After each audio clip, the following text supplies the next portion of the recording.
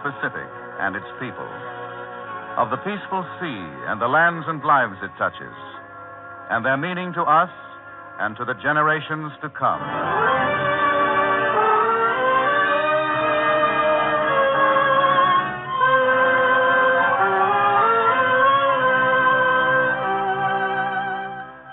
The Pacific Story, presented by the National Broadcasting Company and dedicated to a fuller understanding of the vast Pacific Basin. This broadcast series comes to you as another public service with drama of the past and present and commentary by Dr. H. Fisher, authority on Russia and professor of history, Stanford University.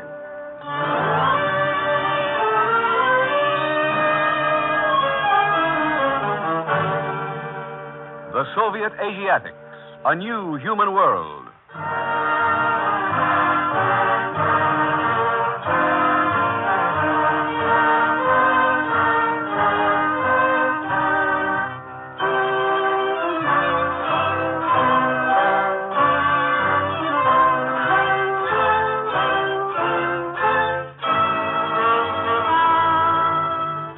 Where the waters of the Pacific wash up on Soviet Asia, has developed a strategic stronghold.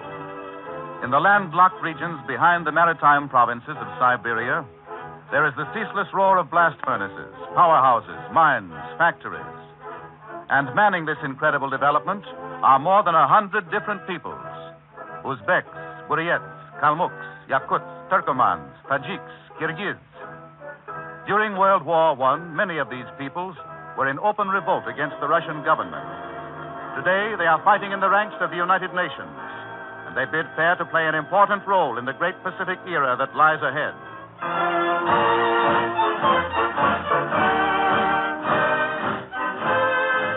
One of the republics of Soviet Asia is the Kyrgyz Soviet Socialist Republic. My people have been nomads for centuries. This is a Kyrgyz chief.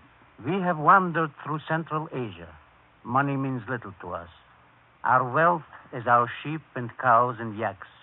We raise Bactrian camels, and we use them for beasts of burden. Look at this Kyrgyz chief, and you see he is a Mongol.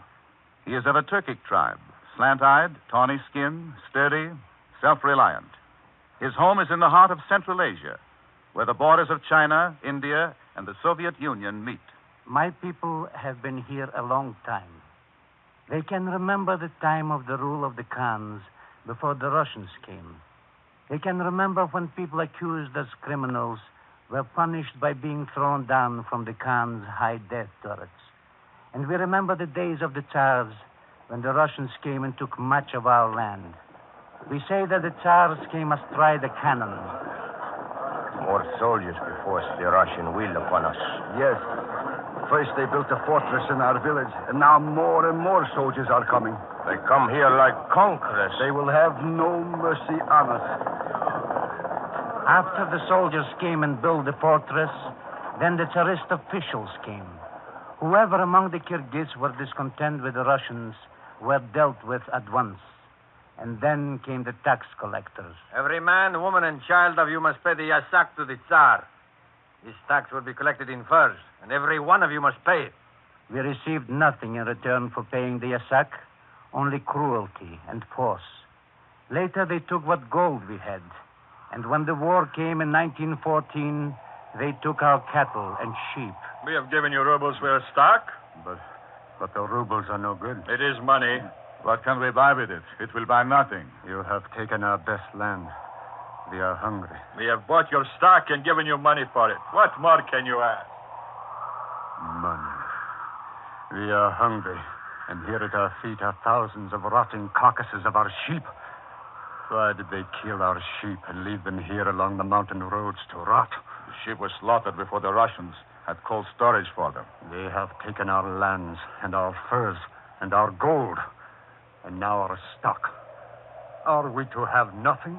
They are leaving us to the mercy of the wind and the cold.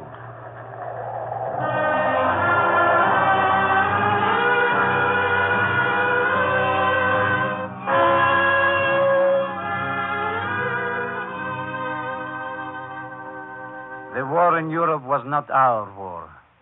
Yet, in 1916, the Tsarist government, without consulting any of my people, issued an order that all Kyrgyz men between the ages of 19 and 40... And by order of His Imperial Majesty, all Kyrgyz men from the age of 19 to the age of 43 are immediately to be conscripted for service in digging trenches and general duty at the battlefront.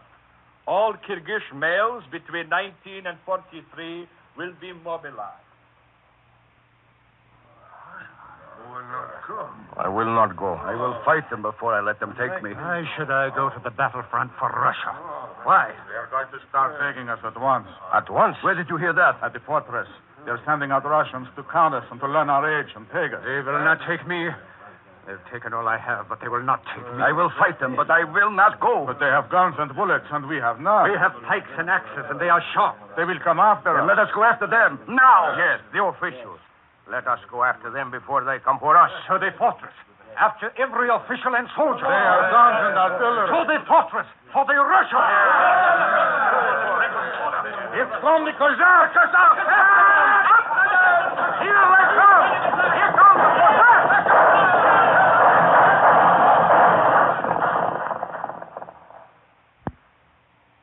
The revolt of my people spread through all Kyrgyzia. Blood flowed everywhere. My people killed the officials and the census takers and the Russian colonizers, and the Russians killed my people wherever they found them. The Russians tried to mobilize 600,000 Kyrgyz men, but they only had trains enough for 7,000. To put down the revolt, General A.M. Kuropatkin came to Kyrgyzia. It is imperative that you natives of Kyrgyzia know that the shedding of Russian blood is punished not only by the execution of the guilty ones, but also by the confiscation of the land of those who have proved unworthy. General Kuropatkin's soldiers pressed against my people, but they fought on with pike and axe and torch. Set the church on fire, too. The church is on fire. And the school. Now set fire to the bridge. Burn it down. Set fire to everything. We will destroy everything that is Russian. Burn it down. Burn it down. Hospitals and schools and churches, bridges and railways, all were destroyed by my people. And the Tsarist Russians drove after us.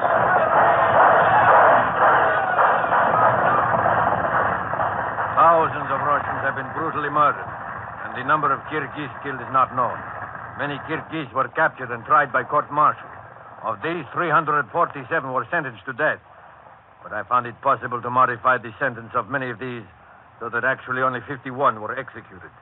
We have confiscated much of the land of the Kyrgyz and driven the Kyrgyzians out. This was General Kuropatkin's report to the Tsar. The massacre continued until my people were driven into the hills of China and Afghanistan.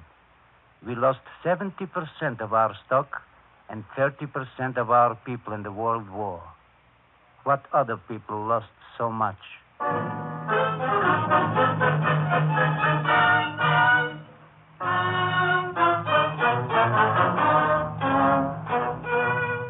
The Kyrgyz revolt had scarcely been put down when Tsarist Russia fell in October 1917. Immediately, the new Central Soviet government proclaimed the freedom and equality of all people in Russia. Any inequality among the peoples of the Soviet Union will be harmful. It will create discord. It will make the USSR weak and will play into the hands of hostile enemies and the Tsarist imperialists who wish to return to power. The USSR must stand for a national life within the Soviet republics, each with its own language, its own national tradition, its own land. Slowly, the exiled Kyrgyzians drifted back to the lands they had roamed so many, many centuries. In 1920, the Kyrgyz Soviet Republic was established. The Uzbeks, the Turkomen, the Tajik peoples also established their republics. The antagonism between the Kyrgyz and the other Asiatic provinces was not immediately overcome. But the Kyrgyzians, like the other peoples of Soviet Asia, set about putting their house in order, began the conquest of the desert wastelands. Oh, come on, Ivan. Get up on the tractor. No. Come on, get up on the seat. And we will show you how to run it. No. I'm afraid. It is like sitting on a horse. It will not hurt you. It roars and trembles. It is angry. No, it will do anything you want it to do. Get on. Come, let me help you up on the seat. No. This is the way roads are built everywhere. We have to build this railroad through the waterless plains and the shifting sands of your Kyrgyzia. And we must use machines, tractors like this. No, I'm afraid. There he goes. Well, Ivan ran away, but several days later he came back again. He watched the powerful tractors grading and clearing the sand for the Turksib Railway. Where this railway was built had been only camel caravans for centuries past. That's right, Ivan. Just sit there quietly on the seat. It is an iron monster. I will stand here beside you. It shakes and growls. Now, press your foot down on that thing right down there. This? And when you have it down, pull this lever this way. This one? Like this? That's right. My people watched Ivan and the other shepherds as they learned to run the tractors and other machines in building the railway. When Ivan overcame his fear, he became a first-class tractor manager. There is nothing to be afraid of. Come, Uko. I will show you how to run the tractor. If it does not harm you, it will not harm me.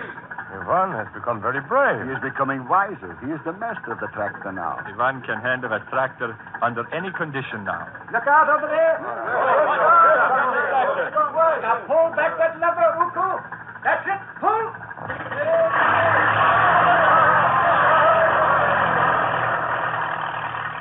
With each day, Ivan learned more. He learned how to take care of his tractor as well as run it. He learned to read a little. He was no longer a simple shepherd. He began to ask questions. Is there really water with great boats far on the other side of those mountains? What kind of people live there? Are the boats really as big as our tractor? As the days went on, Ivan learned to understand the workings of his tractor. He learned why the sand must be graded and cleared from the railway. He learned the importance of a railway to him and to my people. He became a leader. Day after day, the tractor work went on. And when the railway was built through, a train brought a load of supplies to Ivan's village.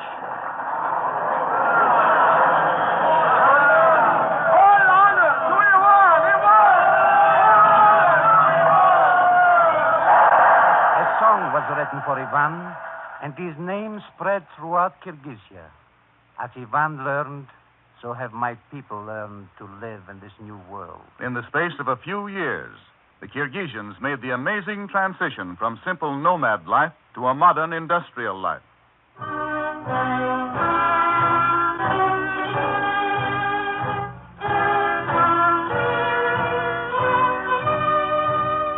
The peoples of Soviet Asia were awakening, looking ahead, working out their own destiny in the Soviet Union. The Central Soviet government poured billions of dollars into the development of Soviet Asia. From European Russia and the Ukraine came millions of people flooding in to develop the untouched resources of this great land. I am an electrician. I am an engineer. I'm a teacher. These experts have come to Soviet Asia to develop our industries and to train our people to lead us out of the past.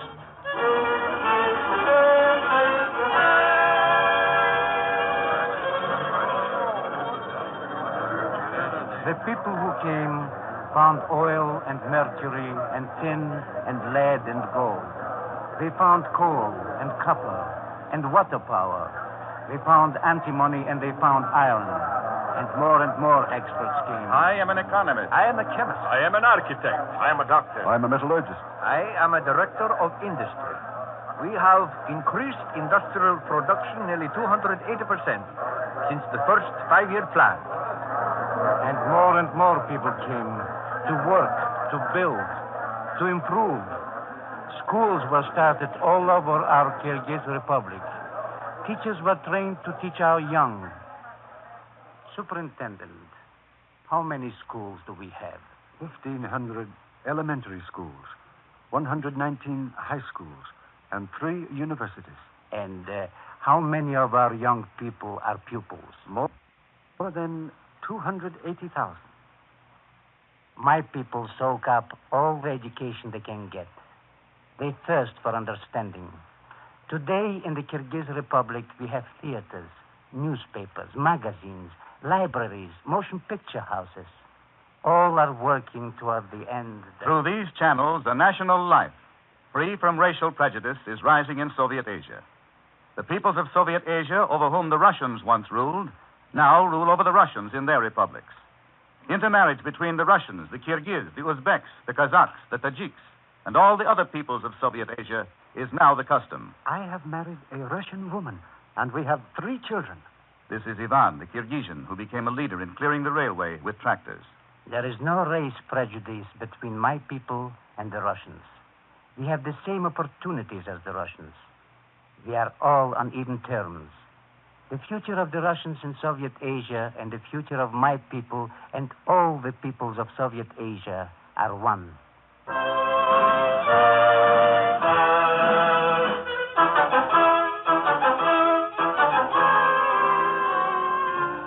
Thus are the peoples of Soviet Asia tied together, the white men and the yellow men, the Mongoloids and the Slavs, tied together in common purpose. The same people who in 1916 were at each other's throat. Thus were they united when, in 1940... Hitler has attacked Russia. Hitler is bombing Russian positions. The Nazis are driving into Russia with all fury. The Nazis are smashing against Leningrad, Rostov, Kharkov. Hitler is driving past Smolensk on the road to Moscow. From the heart of Soviet Asia to help defend European Russia came Uzbek, Kazakh, Tajiks, Turkomen, and Kyrgyz. Seasoned cavalrymen, born to the saddle, who roved like wildfire. Look, our lad! They are charging directly into the murderous fire of the Germans. Nothing will stop them. The Germans are mowing them down. They will slaughter every German they can reach. So great was their courage, their contempt for self, that the Nazis admitted their fearlessness. As the Nazis drove toward Moscow, more fighters from Soviet Asia rushed to the front, took their place in the lines. In the battle before Moscow... Tanks are coming, Captain. See them through the smoke. 7, 8, 10. They're coming down through the gully. Here comes 2 more. 12 tanks. We have got nothing but hand There's grenades. bottles of gasoline. Wait for my order. Yes, comrade. How many of us are there left? 28, comrade. That's all that's left, Captain. 28. We must hold. We cannot let them break through. They have spotted us. They have opened fire. Down. Keep your hand grenades ready. Wait for my order. I'll scorch them to death with this gasoline. Now throw. Throw your grenades and gasoline. Throw.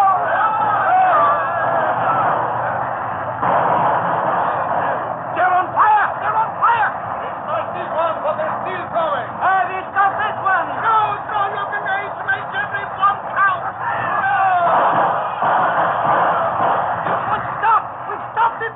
It's on fire. Throw some more gasoline on it. Captain, our reinforcements are coming. Help is coming.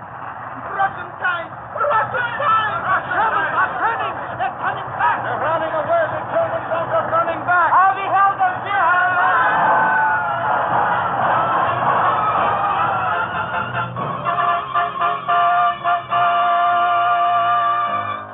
The fighters from Soviet Asia stood fast before Moscow.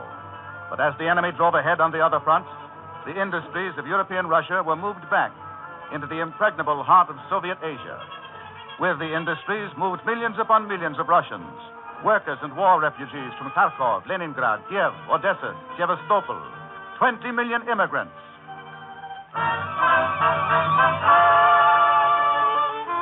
Between the Urals and Lake Baikal and eastward to where the Pacific washes up on the shores of Siberia, a new world emerged.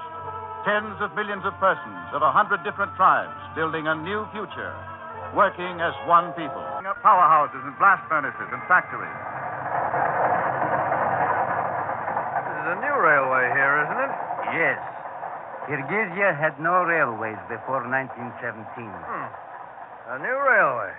Why, this is like a new world out here. It is like your America when it was being settled after your Civil War. Oh, our West, you mean? Yes. All those people that have come here to our republic are like the pioneers the farmers and workers that built up your country. Yes, and the railroads were built through our west just as you've built them here in Kyrgyzia. Kyrgyzia is the west of Asia, thousands of miles from the Pacific. Oh, who's this coming here? Huh? Oh, that is a railroad man. Hello, He's to a you. Russian. Oh, hello, sir. You are lining up another train? A special train. The Red Army has broken through to Leningrad. They have opened the rail traffic to Leningrad? Yes, and the Kyrgyz Republic is sending a trainload of gifts. Things made in our own factories and products grown on our own land by our own people. They have lifted the siege of Leningrad. Well, they'll need that trainload, those people of Leningrad. They are our people. We will get it through to them. We must help them in every way we can. Was the home of that trainman back there in European Russia? This is his home here. He has been here since the First World War, and he is married to a Kyrgyz woman. He is one of us. He helped build this railroad, and today we have railroad connections with China and with Iran. Well, that means that Kyrgyzia, with all its resources, is a strategic base for the Allies, right in the heart of Asia. A stronghold, both now and after the war. Yeah. Oh, train's coming.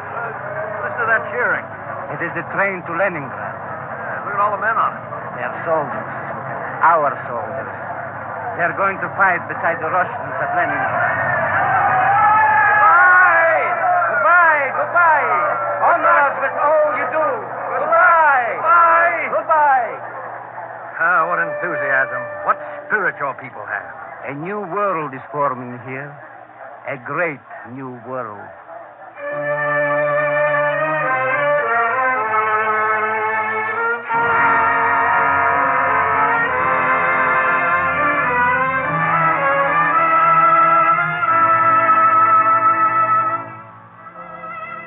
Thousands of miles inland from where the Pacific washes the shores of Siberia, the landlocked peoples of Soviet Asia are transforming the wastelands into a rich nation, which is playing an important part in the fighting of the war, and will play an even more important part in the great Pacific era of tomorrow. And here to tell the underlying meaning of this remarkable development is Dr. H.H. Fisher, traveler and authority on Russia, and professor of history at Stanford University. Dr. Fisher. 20 years ago, in Moscow, a man came to my office. Here, said the Russian doorman, is some Chinaman to see you. A Chinaman?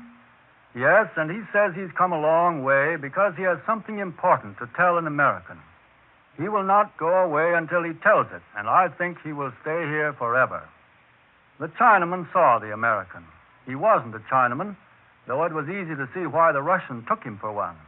He was a Kalmyk, he told me, and he had come the long miles to Moscow from the Hungry Steppe, that desolate region on the lower Volga below the bend near which the city of Stalingrad stands. He had come because his people were starving, and he had heard that in Moscow there were Americans who had brought food from their far country for the hungry of Russia. He told me, very quietly, but at considerable length, the bitter story of his people, how badly they had fared at the hands of the Tsar, and how it was no better under the Soviets. His people, who long ago had been the masters of Russia for 2 centuries, now were dying of hunger. Unless the Americans could help them, their nation would perish. The nation did not perish. Mr. Hoover's American Relief Administration brought them food. The Soviet government, in the years that followed, gave to the Kalmyks what it gave to the other Asiatic peoples of Russia. First of all, a sense of national and racial equality with the Western peoples. And secondly, access to the great technological achievements of Europe and America. The Kalmyks and their kinsmen forgot the enmity of their fathers against the Russians, and at Moscow, as you have just been told, and at Stalingrad, they gave their lives to save the Russian land from the pollution of a brutal enemy. They gave their lives for that and something more, for the right of all the peoples of Asia, the yellow and the brown and the black, to national and racial equality, and to equal access to those remarkable contrivances that science has put within the reach of Western man for his well-being. I do not know what will be the verdict of history on the Battle of Stalingrad, but no American can think of it without reverence and gratitude.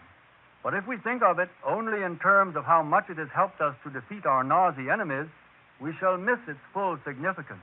We must think of it in terms of the fundamental issues of the war. Those fundamental issues, as they appear to the youth of China and of the other countries of Asia, a young Chinese writer has summed up in one word: emancipation. They mean emancipation from foreign aggression, from foreign rule, from native exploitation. They mean the application to all the peoples of East Asia of the principles that Russia has applied to the eastern peoples of the Soviet Union, the principles of national and racial equality and the end of imperialism. They mean what the founder of the new China, Dr. Sun Yat-sen, meant by his three principles of the people: national independence, political democracy, and economic and social welfare. They mean what our own great emancipator meant by government of the people, by the people, and for the people. How these great principles shall be realized depends in a great measure on how we and Russia stand in the face of this struggle for emancipation. We realize, when we look at the map of Asia, that almost half of that continent is within the Soviet Union. We can see that Russia and China have a long common frontier, almost 5,000 miles. We can foresee that in the age of air transport now dawning, Inner Asia, where Russia and China and India meet, may regain the place it held before men learned how to cross the sea in ships. It is easy to see the geographical significance of these frontiers for the movement of people and goods by air. It is less easy to apprehend the political significance of another common frontier, a frontier of the spirit that joins Russia and Asia. This other frontier comes to light when we realize that Asiatic peoples, on the whole, have accepted Soviet culture more easily than the Russians themselves, that Soviet political techniques have proved more effective, in China, for instance, than in Europe, that Soviet economic institutions seem, in certain cases, to be better suited than the institutions of the West to meet the conditions of Asia. Across this frontier of the spirit, Russia is expanding, not as a new imperialism disguised with fine phrases, and not at the expense of the peoples of Asia, but in unification with them through the adoption of similar political and economic systems. All of us who are willing to look beyond our noses, and sometimes this is a very disturbing experience, should recognize the imminence throughout East Asia of the spirit that within a single generation has so transformed the Asiatic peoples of Russia. It is a fact to be taken account of, not an occasion for hysterics. Let us not forget that we are fighting for the right of people to govern themselves in Asia as well as in Europe, and that the peoples of Asia are fighting to free themselves not only from Japanese warlords, but from the servitudes of their own past. The emancipation the young Chinese writer speaks of is on the way, and every victory over the Axis brings it nearer. When it comes, we must be able to recognize it for what it is. We may oppose it at our own great peril. We have the great privilege of giving our leadership as Russians have done in Soviet Asia. We cannot stand aside. Thank you, Dr. Fisher.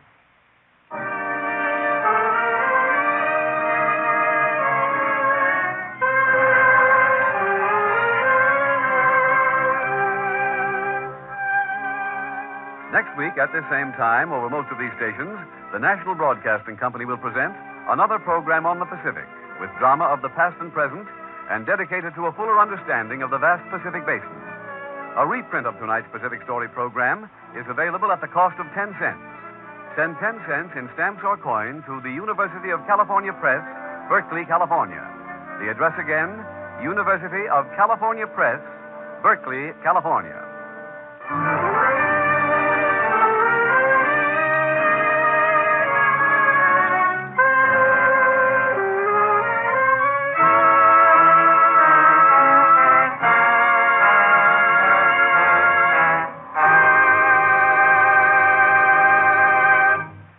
The Pacific Story is written and directed by Arnold Marquis.